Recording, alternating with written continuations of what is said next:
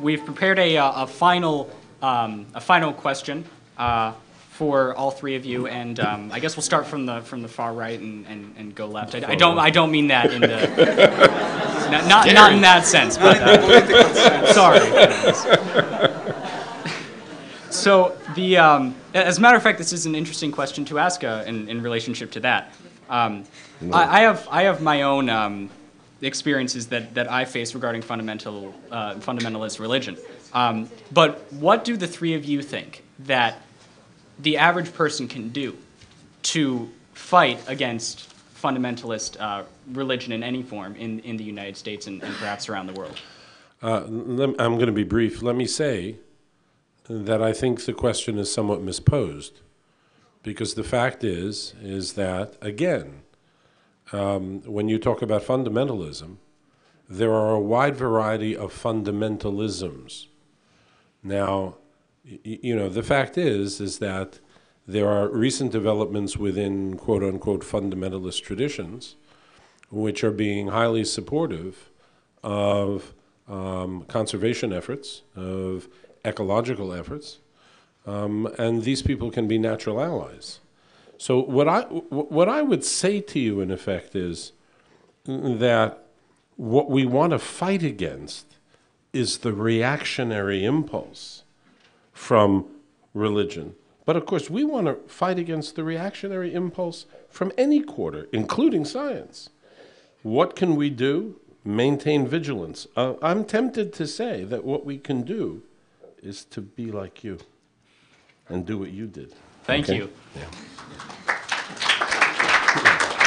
So I guess we'll move into Sansara.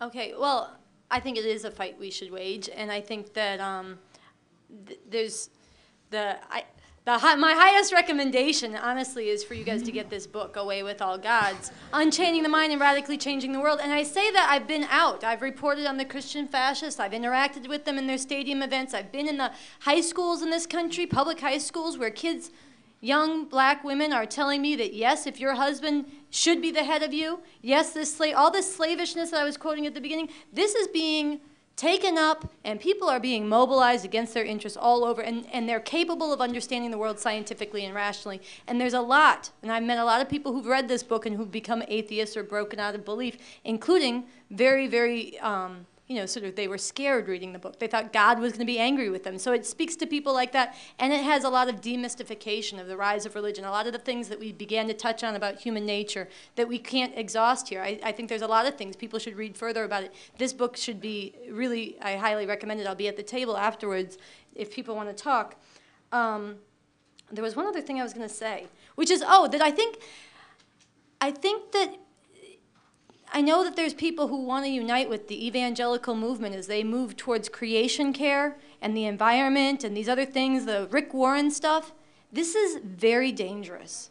It's very dangerous because if you're setting out to take care of the earth because of creation, you are still caught in a bubble where you are following human authorities and you don't have the ability to understand yourself rationally. This earth was not created. If we want to take care of this world and save it from destruction, we have to understand with science what's going on. And we have to move together with science. And once you accept creation and that whole premise and the mysticalism that goes with it, you accept, and I'm going to compress, but you accept a lot, the core of what else goes with that. And Rick Warren preaches it too. He preached against gay marriage. He preaches for the submission, yes, the submission of women to men, against abortion, against birth control. Those things are bound up with the creation story, with Eve coming from Adam's rib, Eve being the cause of original sin, her being cursed in Timothy and Paul over and over again, that the only way she can redeem herself is by bearing children and obeying men. All this stuff is bound up and of a piece, and if they happen to do something that might be something that we can politically align with at a given moment, fine, you do that, but you have to, in that context, and I don't think Rick Warren qualifies,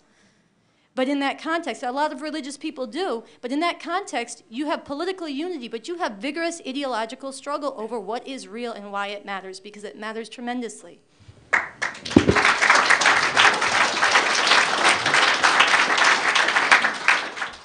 So your question was, what can we do as individuals about these sort of issues? And I'm going to answer by telling you a little anecdote. For several years before moving in the New York area, I lived in Knoxville, Tennessee, in the middle of the Bible Belt. and 50 miles from the site of the Scopes trial. And it's an experience that scarred me for life.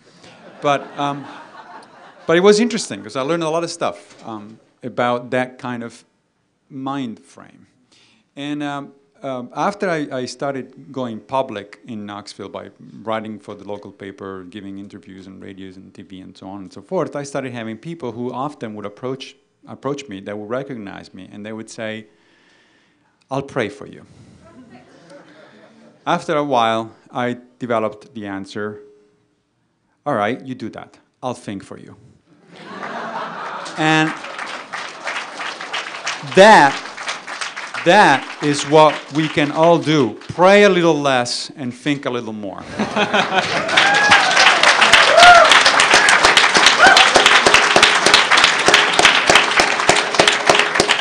I wish we had more time to discuss things further. I could tell that more people wanted to be involved, but unfortunately we have limited time. So thank you for coming, and I hope everybody got something out of this.